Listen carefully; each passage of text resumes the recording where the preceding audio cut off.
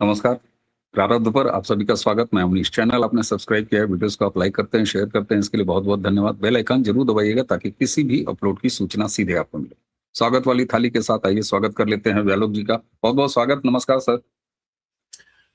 परब परिवार के सभी सदस्यों को आपको नमस्ते, प्रणाम, जय जय सिया राम। जय जय श्री राम। आइए शुरू करते हैं आज की चर्चा एक बार फिर जुडिशरी पर। और जुडिशरी पर इस बार पहल किया है सरकार की तरफ से 9 सदस्यीय संविधान पीठ, जिसमें सीजीआई भी शामिल है। और तुषार मेहता साहब ने केंद्र सरकार की तरफ से एक दलील रखी। वो दलील तुषार मेहता की ये कहती है कि मिलाड इस सिस्टम को ही खत्म कर दीजिए।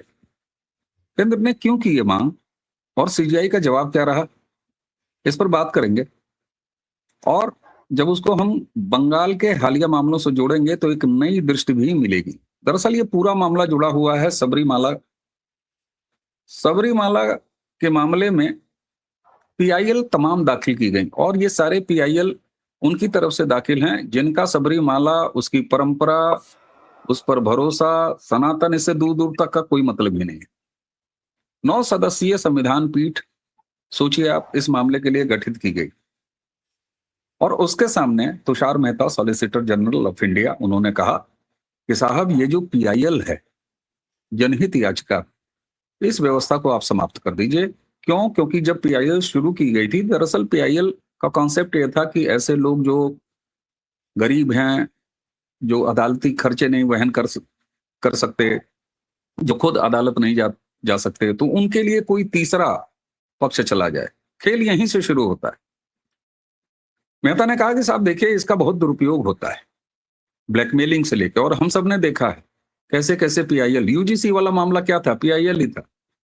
इस तरह के तमाम मामले जिसमें गिरोह चले जाते हैं, खासतौर से लेफ्टिस्टों का ये काम है। आपने बहुत सारे मजहबी ऐसे वकीलों को देखा होगा, ऐसी संस्थाओं को देखा होगा। एक पूरा एक तंत्र है जो पीआईएल पर खेलता है, पीआईएल पर पलता है और पीआईएल से इस देश को डिस्टर्ब करता रहा समय समय पे। मूल अवधारणा क्या थी? वंचित, शोषित, गरीबों की आवाज उठाने के लिए कोई तीसरा पक्ष। लेकिन इसका उपभोग किया सबसे ज्यादा कांग्रेसी इकोसिस्टम ने, सबसे ज्यादा लेफ्ट लिबरल इकोसिस्टम ने, देश के विरोधियों ने। जब तब किसी विकास की परियोजना पर पीआईएल, उसके खिलाफ पीआईएल। किसी मंदिर से तुम्हारा मतलब नहीं है, मौलाना पीआईएल लिए घुसे जा रहे हैं। सबरीमाला का ही उदाहरण दिया। लेकिन महत्वपूर्ण यह है कि संविधान पीठ की तरफ से सीजीआई ने जवाब क्या दिया। और यही मैं कहता हूं, क्या यह देश और इस देश की जुडिशरी अब एक रिफॉर्म की तरफ, सेल्फ रिफॉर्म की तरफ चल पड़ी। सीजीआई ने कहा कि बिल्कुल सही कह रहे हैं केंद्र सरकार के सॉलिसिटर जनरल, हम आपकी बात से सहमत हैं। और ये एडमिट करते हैं कि पीआईएल ब्लैकमेलिंग का अस्त्र बन चुका है, लेकिन अब हम सतर्क हैं। और जब उन्होंने ये कहा कि हम सतर्क हैं, तो आपको याद दिलाना चाहूंगा व्यालोक भाई और दर्शकों कि वाकई जुडिशरी ने इधर पीआईएल को लेके बड़ा सख्त रवैया अपनाया हुआ है। फालतू पीआईएल कपिल सिब्बल लेके पहुंचे थे हेट स्पीच के मामले में। सीजीआई ने कहा कि केवल आपको भारतीय जनता पार्टी के लोग दिखते हैं हेट स्पीच में, चलिए हटिए, भगा दिया। अभिषेक मनु सिंह भी, इनकी पीआईएल को हटा दिया। तो क्या अब वाकई समय आ चुका है? और खास तौर से अगर उसको हालिया उदाहरण से मैं जोड़ दूं बंगाल से, तो बंगाल के मामले में एसआईआर को लेकर ममता बनर्जी खुद नहीं गई, बल्कि उनकी सरकार नहीं गई। उन्होंने दर्जनों पीआईएल दाखिल कराया। और एसआईआर के लिए बिहार में पीआईएल हुआ, यूपी में हुआ, पंजाब में हुआ, तमिलनाडु में हुआ, बंगाल तो छोड़ ही दीजिए। ऐसे समय पे सरकार का ये स्टैंड कि अब पीआईएल समाप्त कर देना चाहिए। क्या अब वाकई ब्लैकमेलिंग, जो लीगल ब्लैकमेलिंग होती है, उसको लेकर सरकार बिल्कुल अब इस मूड में है कि खत्म करें? क्योंकि महत्वपूर्ण ये है कि ये कोई एकल बेंच नहीं थी, डबल बेंच नहीं थी। संविधान पीठ 9 सदस्यीय जिसमें सीजीआई शामिल है, उनके सामने तुषार मेहता ने कहा खत्म करो पीआईएल। कैसे देखते हैं आप इसको? सर, इस देश में जो न्यायपालिका है उसका पूरा कारोबार डर पर आधारित है और ये डर सदियों से चला आ रहा है, क्योंकि हमारे यहाँ 1947 में कोई सिस्टम बदला नहीं। एज इट इज, चूंकि ब्रिटिशर्स हमारे ऊपर शासन कर रहे थे, ब्रिटिशर्स की ये पूरी व्यवस्था बनाई हुई है, जिसमें वो अजीब सा एक वो काला चोगा है जो इनकी आत्माओं से भी काला होता है, ये सारा लेके ये लोग बैठते थे और इनका एकमात्र काम होता था कि भारतीय जनता का दोहन करना, शोषण करना। आप मुझे ये बताइए कि 1947 के बाद ये क्यों मान लिया जाए कि सबके हृदय परिवर्तन हो गए या कानून बदल गए या सब कुछ? आपने तो अभी अभी भारतीय न्याय संहिता किया है सर। अभी तक तो आप इंडियन पीनल कोड, भारतीय दंड संहिता के मुताबिक चल रहे थे। आप मानते थे कि हर एक भारतीय को दंडित करना है। आपने अभी कुछ आर्काइक 400, 500, 1000 आर्काइक कानून मोदी सरकार ने हटाए हैं। उसके पहले तो आपको साइकिल में भी पता नहीं क्या करना पड़ता था और ऐसे ऐसे कानून थे जो आप सामान्य आदमी जानता भी नहीं था। तुषार मेहता को डर है कि अगर वो सीधी बात बोल देंगे तो जुडिशरी नाराज हो जाएगी और जुडिशरी नाराज होगी तो भाई उनको भी खड़ा कर सकती है। ये तो चलते खुदा मियां है, ये तो किसी को कभी भी बुला लेंगे कि आइए यहां हमारी इजलास लगी हुई है, आधे घंटे के लिए 2 घंटे के लिए खड़े हो जाइए। जुडिशरी वालों को डर है कि उनकी पूरी की पूरी दुकान बंद हो जाएगी, क्योंकि लोगों को अब उनसे ऊब होने लगी है। और अब सीधे इस मामले पर आते हैं, पीआईएल के मामले पर। पीआईएल में एक्सटॉर्शन है, सब कुछ है, सारी बातें मान ली। आप उसको खत्म कीजिए, नहीं कीजिए। सबसे बड़ी बात है कि आप अपने यहां रिफॉर्म कब करेंगे? 2018 में किसी 4 लोगों को स्वप्न आता है कि सबरीमाला में सभी को प्रवेश देना चाहिए, और ऐसी ऐसी बातें, इस अभी जो सुनवाई चल रही है उसमें ऐसी ऐसी हास्यास्पद बातें ये लोग कर रहे हैं।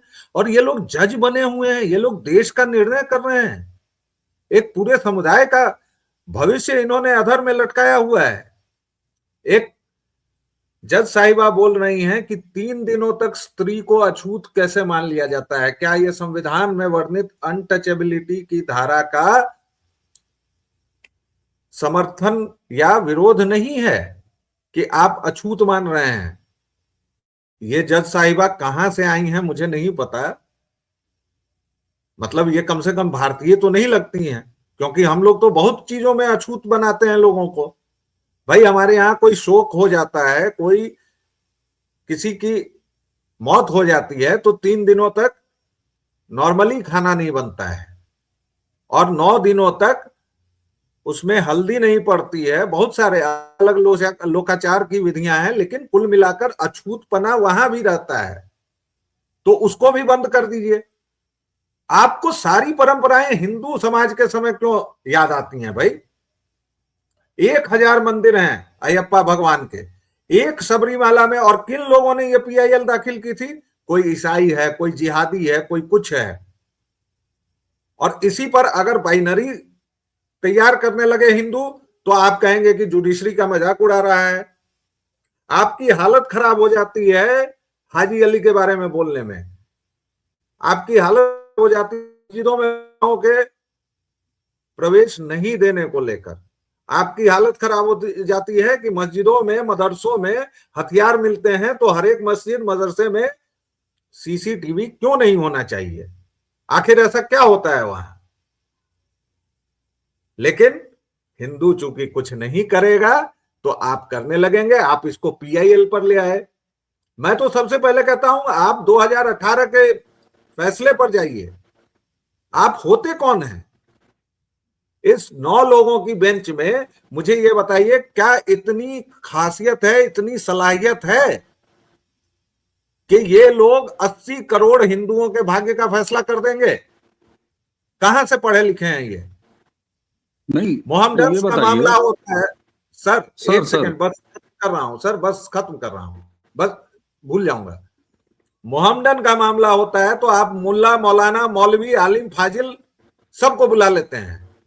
क्रिश्चियंस का मामला होता है तो आप पेस्टर, कार्डिनल और पता नहीं क्या क्या, बाइबल, सबको बुला लेते हैं। हिंदू कौन है यार? और आप कौन हैं? आप शास्त्री हैं, आचार्य हैं, धर्माचार्य हैं, कौन हैं आप?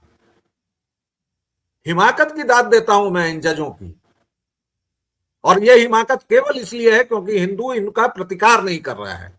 बाकी ये पीआईएल पर जो बोल रहे हैं बोलते रहे, फर्क ही नहीं पड़ता है उससे। जी ठीक है, फिर राम मंदिर का मामला हिंदुओं ने क्यों मान लिया? जब सुप्रीम कोर्ट ने कहा कि राम मंदिर का फैसला हम दे रहे हैं, क्यों मान लिया? इसलिए हम मान उस लिया फैसले सर जी देखिए, जी तर्क का के सामने तो तर्क ही चलेगा।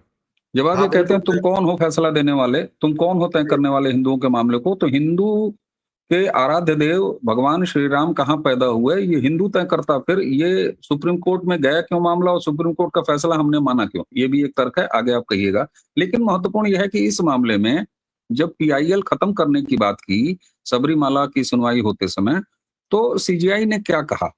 सीजीआई का कहना जो है ना, वो भी थोड़ा-सा महत्वपूर्ण इसलिए हो जाता है कि सीजीआई ने कहा कि मैं आपकी चिंताएँ समझ रहा हूँ और मैं आपसे सहमत भी हूँ, लेकिन हम अब इन मामलों पर सतर्क रहते हैं।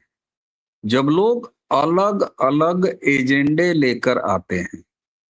देखिए, हम सिस्टम को कोसेंगे, बिल्कुल कोसेंगे, क्योंकि उसमें कोसने की गुंजाइश है। सवाल ये होता है कि जब इस तरह इतिहास में कभी देखा नहीं कि कोई सीजीआई ये कहता है कि हम सतर्क हैं। मैं बार-बार आपको घुमा के वेस्ट बंगाल की तरफ लेके आ रहा हूँ और आऊँगा ही, क्योंकि ये ऐतिहासिक है जिस तरीके से एसआईआर से लेके और चुनाव कराने तक सीजीआई खुद आगे बढ़ के, सुप्रीम कोर्ट खुद आगे बढ़ के वो चीज़ें कर रही हैं। इस देश में हिंदुओं का मामला कौन तय करेगा? इस देश में ईसाइयों का मामला कौन तय करेगा? मुसलमानों का मामला कौन तय करेगा? तो ऐसा भी आता है। एनसीआर में मदरसा और मस्जिद ढहाने के लिए बोल दिया था, इसी सुप्रीम कोर्ट ने बोल दिया था। बहुत सारी ऐसी चीजें हैं। मैं आपसे ये कहता हूं कि कोसने के इस तमाम क्रम में क्या अब इस तरह की गुंजाइश दिखाई नहीं देती है कि खिड़कियां खुल रही हैं? वो कहते हैं कि हाँ, हम सतर्क हैं, वरना तो ये होता कि अरे, असहाय गरीबों का हक आप कैसे मार रहे हैं? ये सरकार है कि तानाशाह है? नहीं, पीआईएल बिल्कुल नहीं होगा। हम तो पीआईएल नाच-नाच के सुनेंगे। जी। तीन मुद्दे आपने उठाए सर। पहला श्री राम मंदिर, दूसरा बंगाल, और तीसरा कौन तय करेगा और अभी तक कैसे चल रहा है। पहले से शुरू करता हूं। श्री राम मंदिर का मुद्दा तब सुप्रीम कोर्ट के पास गया जब 6 दिसंबर 92 हो गया। असल में चल रहा था, 50 साल से चल रहा था, लेकिन 92 के बाद असल में जनता ने बताया कि गुरुजी ठीक से रहिए, नहीं तो ये हो जाएगा। काशी मथुरा फंसा हुआ है, भोजशाला फंसी हुई है, 2.5 दिन का झोपड़ा फंसा हुआ है, क्योंकि जनता वैसे नहीं कर रही है। पहली बात का आंसर ये है। बहुतेरे मामले चल रहे हैं। मैं तो इस संविधान को कट कॉपी पेस्ट कहता हूं साहब। मैं तो कहता हूं कि भारत 1947 में आजाद हुआ ही नहीं है, क्योंकि जब मजहबी आधार पर लुटेरों ने एक पूरा का पूरा देश अपने लिए ले लिया, तो जब बहुतेरी गलतियां हुई हैं, पावर ऑफ ट्रांसफर हुआ, ट्रांसफर ऑफ पावर हुआ, लेकिन ट्रांसफर ऑफ जनसंख्या नहीं हुआ। मुसलमानों को यहां से नहीं हटाया गया, वहां से जो हिंदू आए उनको यहां के मस्जिदों तक पर नहीं गया। तो इसलिए हिंदू चूंकि कमजोर कौम रही है, नालायक रही है, कायर कौम रही है, इसलिए गई। पहला, बंगाल में सुप्रीम कोर्ट साहब को लग गया कि ममता बानो अब उनके खिलाफ खड़ी हो गई है। ममता बानो ने कम लांछन नहीं लगाए, ममता बानो ने कम उन पर प्रहार नहीं किए, तो सुप्रीम कोर्ट अपनी नाक बचाने के लिए उन्होंने ये सारे काम किए। वरना तमिलनाडु में भी वो कर देते, केरल में भी कर देते। अब केरल में मुस्लिम लीग लड़ रही है साहब, हैदराबाद में रजाकार लड़ रहे हैं, तो पूरा सिस्टम ही हौच पौच है। कितनी चीजों को रोएंगे। लेकिन ये जो नहीं तो केरल में एसआईआर हुआ तो भाई, तमिलनाडु में एसआईआर हुआ तो भाई, आबादी के लिहाज से जोड़िए तो तमिलनाडु में वेस्ट बंगाल से ज्यादा नाम हटाए गए। सर मैं एक एक करके आ रहा हूं। मैं वही कह रहा हूं कि आप जो बार बार खिड़कियों की बात करते हैं, खुल रही हैं, लेकिन उन खिड़कियों से ये सनाध नहीं जाने वाली है सर। बड़ा सा दरवाजा खोलना पड़ेगा। हिंदुओं के मामले में आप लगातार, आपको साहब दही हांडी में भी रुचि है, आपको जली कट्टू में भी रुचि है, आपको सबरीमाला में भी रुचि है, और आपकी तब अब मुंह से निकल जाएगा तब आपकी हालत खराब हो जाती है जब जहां हाजी अली मामला आता है, जहां बकरीद आता है, जहां ईद आती है। क्या मजाक बना रखे हैं भाई आप? आपको हिंदुओं के हर एक चीज में समाज सुधार का कीड़ा क्यों काट रहा है? और वो करेगा तो आपने किसी शास्त्रज्ञ को बुलाया, किसी शास्त्री को बुलाया कि वो बताए। कम से कम शबरीमाला मंदिर के 5 विद्वानों को आपने बुलाया क्या कि भैया ये क्या ये क्या प्रथा है, हमको जरा बताओ। ये सब तो आधे अनपढ़ हैं, ये जितने जज होंगे, क्योंकि ये तो भाई 10वीं 12वीं के बाद अपना जाते हैं विदेश। और वैसे भी इन लोगों को पढ़ाई लिखाई की जरूरत क्या है? सबके सब 35 परिवार में हैं। भतीजा जी आइए, ये लुलु लुलु कल से तो बनेगा, बेटा जी लुलु लुलु परसों से तुम हाई कोर्ट का जज बनेगा। यही तो करते हैं ये लोग।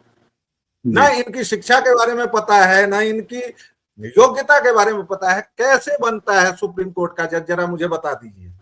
आप नहीं बता पाएंगे, क्योंकि सब घालमेल है। और उसके बाद आप यार सबरीमाला पर विद्वान बन जाते हैं, आप पुराणों पर विद्वान बन जाते हैं, आप ऋग्वेद छानने लगते हैं, जबकि आपको निरुक्त का नौ नहीं पता है। इस देश में आज मुझे बताइए, सीरियसली सर मैं पूछ रहा हूं, क्या 10 या 100 से अधिक व्यक्ति निरुक्त का ज्ञान रखते हैं क्या? लेकिन जिस गधे को देखे वो ऋग्वेद पर भाषण पे ले जा रहा है, जिस गधे को देखिए मनुस्मृति के नाम पर 4 पन्ने लेके ऐसे जला रहा है। क्या मजाक बना रखा है यार। तो इसलिए मैं कह रहा हूं सर, खिड़कियां खुल रही हैं, बहुत स्वागत योग्य है। आपकी महान है सर, मैंने मान लिया।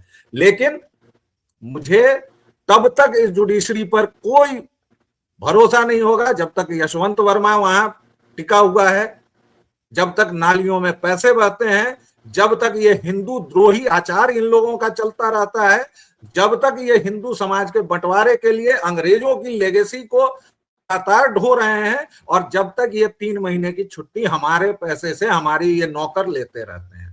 ठीक, बिल्कुल ठीक, बिल्कुल ठीक। दर्शकों, व्यालोक जी का वीडियो थोड़ा फ्रीज हो रहा है, थोड़ा सा नेटवर्क का इशू है, तो मुझे उम्मीद है कि आप सहयोग करेंगे। दर्शकों देखिए, अभी व्यालोक जी ने जितनी चिंताएं जाहिर की और लगातार जुडिशरी पर हम और व्यालोक बात करते हैं, बिल्कुल सही है। और मैं बार बार कोई सकारात्मक बिंदु लेके आता हूं कि क्या ये अब दिखाता है कि जुडिशरी में खुद अपने अंदर जरा चिंता हो रही है, बदलाव हो रहा है।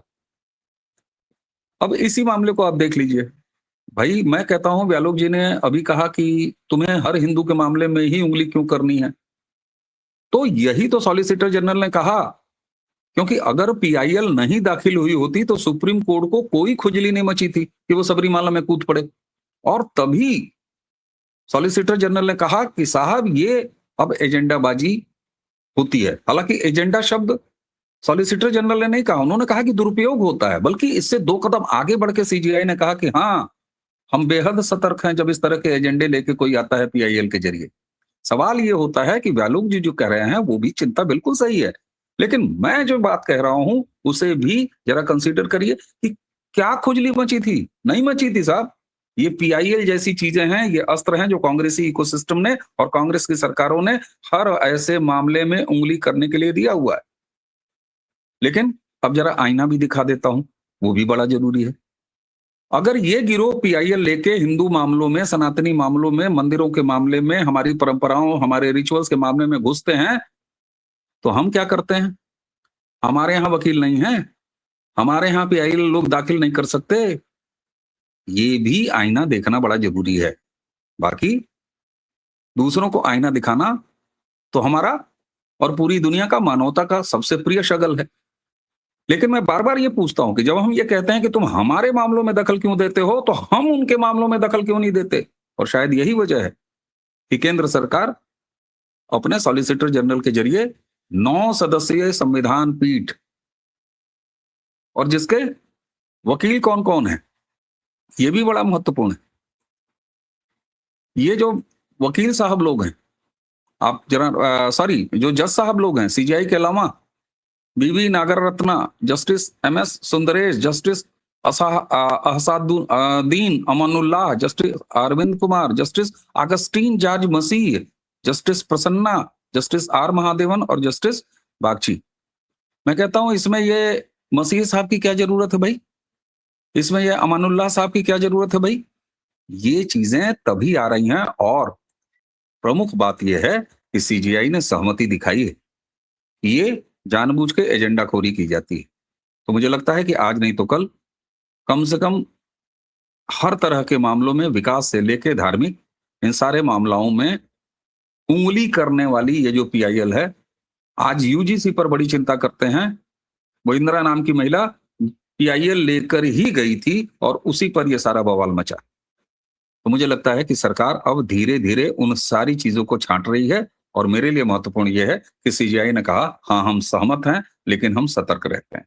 आज सतर्क हैं, कल पीआईएल खत्म होगा। दर्शकों, अगर आपको लगता हो कि ये वीडियो तनिक भी काम की बात करता है तो इसे आगे जरूर बढ़ाइएगा। एक बार फिर दोहराता हूं, व्यालोक जी का नेट थोड़ा सा गड़बड़ है, तो आज उनकी आवाज से आप तक पहुंच रही होगी। तस्वीर थोड़ी फ्रीज है, इस समय भी व्यालोक जी फ्रीज हैं, तो इसमें सहयोग कीजिएगा। चर्चा आप यहीं समाप्त करेंगे। इससे पहले कि आप मुझे और व्यालोक जी दोनों को आज्ञा दें, चैनल आपने सब्सक्राइब किया, आपका बहुत बहुत धन्यवाद। वीडियोस को आप लाइक करते हैं, शेयर करते हैं, इसके लिए भी धन्यवाद। बेल आइकन जरूर दबाइएगा ताकि किसी भी अपलोड की सूचना सीधे और सबसे पहले आपको मिले। तो आज की चर्चा यहीं समाप्त। नमस्कार, प्रणाम, जय जय श्री राम। जय श्री राम।